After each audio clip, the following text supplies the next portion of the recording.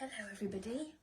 Today's story is The Singing Mermaid by Julia Donaldson. And it's a nice glittery book, if you can see. Did you ever go to Silver Sands on a sunny summer's day? Then perhaps you saw the mermaid who sang in the deep blue bay. She sang to the fish in the ocean, to the haddock, the hake and the ling, as she flashed her scales with a swishing tail to hear the mermaid sing. And sometimes the singing mermaid swam to the silvery shore.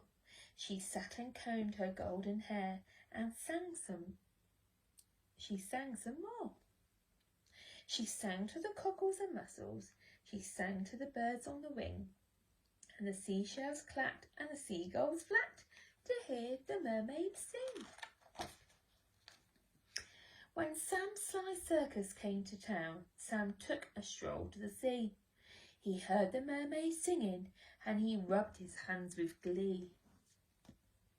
He said, "I can make you famous. I can make you rich," he said. "You shall swim in a pool of marbles and sleep on a fine feathered bed. You shall sing for the lord and the ladies. You shall sing for the queen and the king. And young and old will pay good gold to hear the mermaid sing."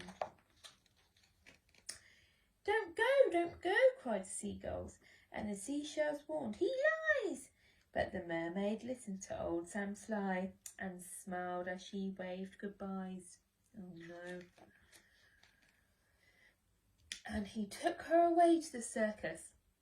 She sang to the crowds round the ring, and more came the deafening roar when they heard the mermaid sing. Now the mermaid shared a caravan with Annie the acrobat and Ding and Dong the circus dogs and Bella the circus cat.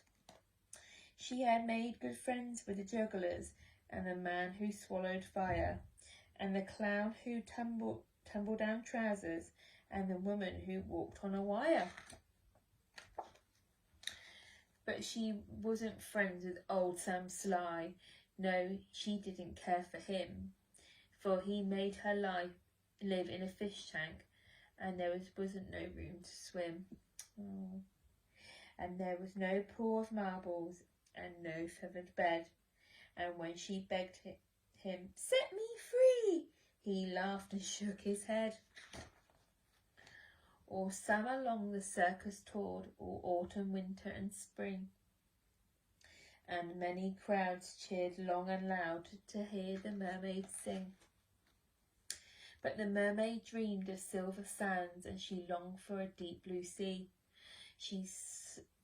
And her songs grew sad, and again she said, "I beg you set me free." But again he laughed and shook his head and told her, "No such thing.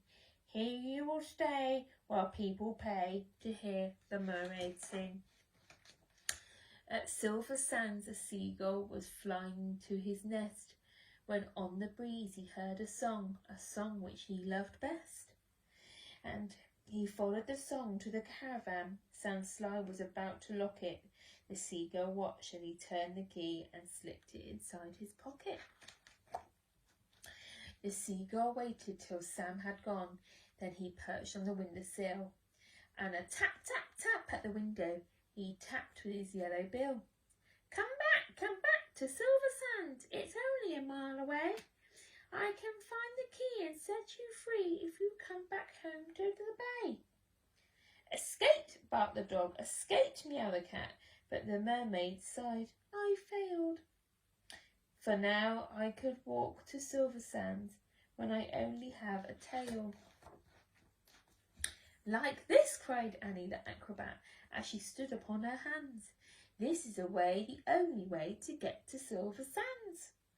Right hand, left hand, tail it up high. There's really nothing to it.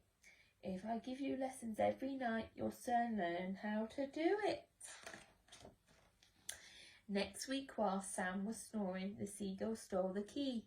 He carried it off to the caravan and set the mermaid free.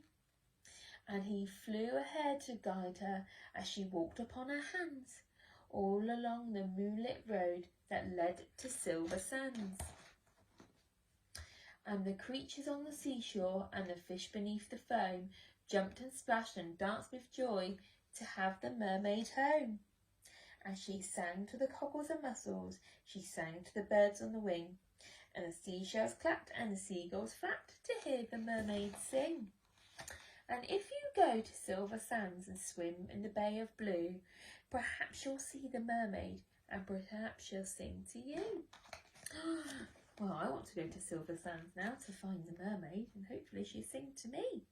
I hope you enjoyed the story.